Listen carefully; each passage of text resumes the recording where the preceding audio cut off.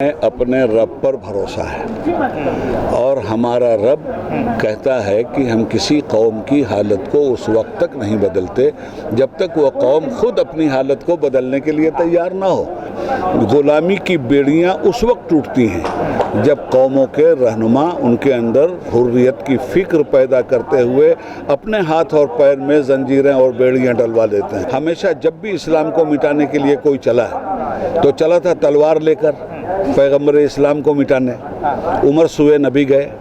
आज इंसाफ का वो सारा ताना बाना बीजेपी और आरएसएस जैसी फ़िरका परस्त जमातों ने तोड़ के रख दिया है। तुम्हारी हिफाजत इस मुल्क के दस्तूर की हिफाजत में है और दस्तूर की हिफाजत करने वालों की जो जिम्मेदारी थी उन्होंने इस दस्तूर की धज्जियाँ उखेड़ दी हैं।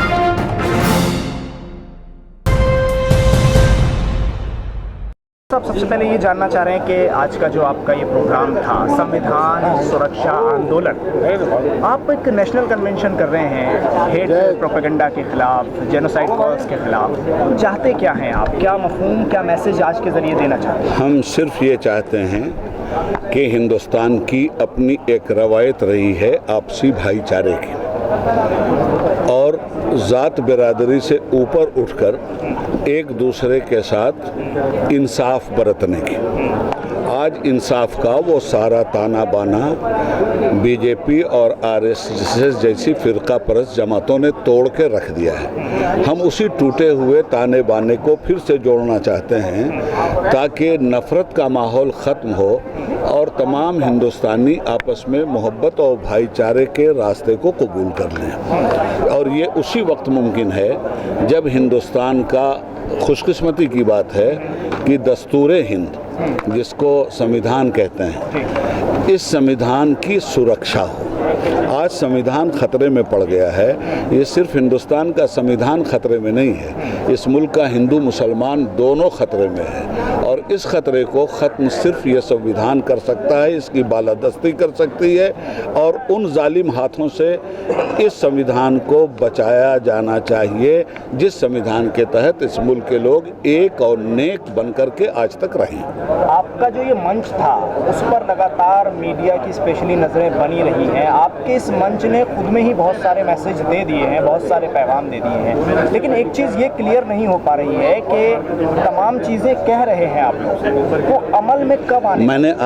आपने सुना तो मैंने अपने प्रोग्राम को अमल की बुनियाद पे बताया है कि अब हम सूबाई तंजीमें बनाएंगे। अभी तो हमने ज़िम्मेदारों को बुलाया है, अब सूबाई तंजीमें बनाएंगे। सूबाई तंजीमें जूं ही बन जाएंगी उसके बाद हर सूबे के मरकज़ी मकाम पर बेदारी मुहिम के नाम से हम इजलास तलब करेंगे। उन जलसों में जो अवाम आएंगी उन्हें हम ये समझाएंगे कि तुम्हारी हिफाजत इस मुल्क के दस्तूर की हिफाजत में है और दस्तूर की हिफाजत करने वालों की जो जिम्मेदारी थी उन्होंने इस दस्तूर की धज्जियाँ उखेड़ दी हैं। इसलिए उनके जालिम पंजों से इस दस्तूर को भी आज़ाद करवाना है ताकि हिंदुस्तान हमेशा आज़ाद रहे। अपने रब पर भरोसा है और हमारा रब कहता है कि हम किसी कौम की हालत को उस वक्त तक नहीं बदलते जब तक वह कौम खुद अपनी हालत को बदलने के लिए तैयार ना हो।